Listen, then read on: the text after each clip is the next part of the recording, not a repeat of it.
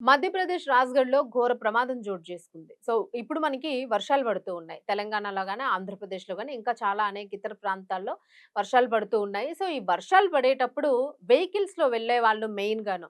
వాళ్ళకి ఏమైద్దో తెలీదు గానీ, స్టీరింగ్ చేతిలో ఉంటే మాత్రం అడ్డగోలుగా వెళ్తూ ఉంటారు. మనతో ఫ్యామిలీ ఉన్నారు, లేదా మన వెనక గాని, ముందు గాని, పక్క గాని వాహనాలు వెళ్తూ ఉన్నాయి. మనతో పాటున సో, ఒక సిస్టమేటిక్‌గా పోదాము, స్పీడ్ లిమిట్ మెయింటైన్ చేద్దాము. లేపోతే వర్షాలు, వరదలనేవి ఉన్నాయి. సో, ఆ నీటి ఉధృతి ఎందుకులే ఇప్పుడు మనం ప్రయాణం పెట్టుకోవడం.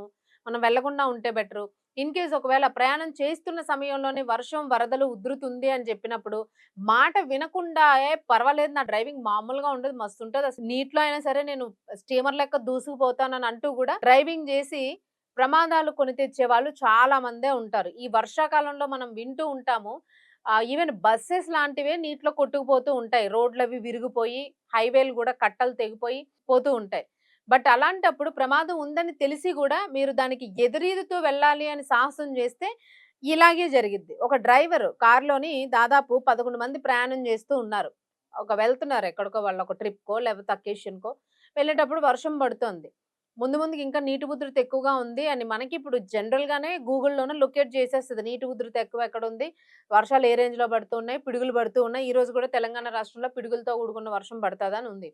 సో, ఇలా ఇండికేట్ చేస్తూ ఉన్నారు. వెదర్ అప్డేట్ అనేది ఇస్తూ ఉన్నది. సో, దాని హెల్ప్ మనం తీసుకొని ఎక్కడ ఉధృతి ఎక్కువుంది, ఎందుకు అక్కడికి వెళ్ళకపోవడం మంచిది అని జెప్పి, మనం ఎక్కడైనా ఆగి హోల్డ్ అయ్యి అంతా అయిన తర్వాత వెళితే బెటరు. డైరెక్ట్‌గా 100 ఏళ్ళు బతకాల్సింది 30 సంవత్సరాలకి, 20 సంవత్సరాలకి ప్రాణాలు పోగొట్టుకునే కన్నా, ఆ 10 నిమిషాలు, 30 నిమిషాలు మీరు కనుక కొంచెం ప్రయాణాన్ని హోల్డ్ చేసుకోగలిగితే, మీరు ప్రాణాలతో ఉంటారు. మీతో ఉన్నవాళ్ళు గూడా ప్రాణాలతో ఉంటారు.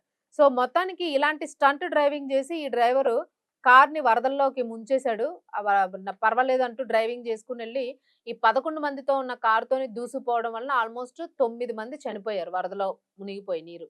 సో, వీళ్ళందరిని గూడా అక్కడున్న వాళ్ళు స్థానికులంతా గూడా రెస్క్యూ చేసే ప్రయత్నం జేశారు. బట్ ఏ రకంగానూ ప్రాణాలు కాపాడడానికి కుదరలేదు. కారు మొత్తం బురద నీటిలో కూరుకుపోయింది. వెంటనే ఆ మృతదేహాలన్నింటిని గూడా ఇప్పుడు కలెక్ట్ చేసి బయటికి తీసుకొస్తున్న పరిస్థితి. క్రేన్‌కి గట్టి క్రేన్‌తో పాటు కార్‌ని లాగే ప్రయత్నం చేస్తూ ఉన్నారు. సో, చూసుకుంటే నీరు ఇక్కడ వరకు మొత్తం ఒక మనిషి మునిగిపోయేంత వచ్చేసున్నది. ఇంకా లోపలికి ఇంకా ఉంటది. సో, ఇదే రకంగా మనకి సిటీస్‌లో గూడా ఇలానే జరుగుతూ ఉన్నాయి. వరద ఉధృతి విపరీతంగా ఉండి, ఇంటి పక్కన పార్క్ చేసిన మన ఇంటి ముందు పార్క్ చేసిన కారు గూడా కొట్టుకుపోయినంత పరిస్థితుంది. అంతేగాదు ఈవినింగ్ మనం మధ్యాహ్నం గాని ఆఫీసుల నుంచి వెళ్ళేటప్పుడు వరద ఉధృతి నీరు ఎక్కువగా ఉంటూ ఉంటది. అయినా గూడా మనం సాహసం చేసి ఆ ట్రాఫిక్‌లోన ఎళ్ళిపోతూ ఉంటే ఎక్కడ ఏ మ్యాన్ హోల్ తెరుచుకొనున్నదో మనకు తెలీదసలు. సో, అలాంటప్పుడు అందులోకి గనక వెళ్ళిపోతే మాత్రం చాలా ప్రమాదం. బండి ఉండిపోతది. మనం మ్యాన్ హోల్‌లో కొట్టుకుపోతాం. ఇలాంటి సాహసాలు చేయకండి. లేట్ జర్నీ అయినా సరే బండి పక్కన పెట్టేసి ఆగి వెళ్ళే ప్రయత్నం చేయండి.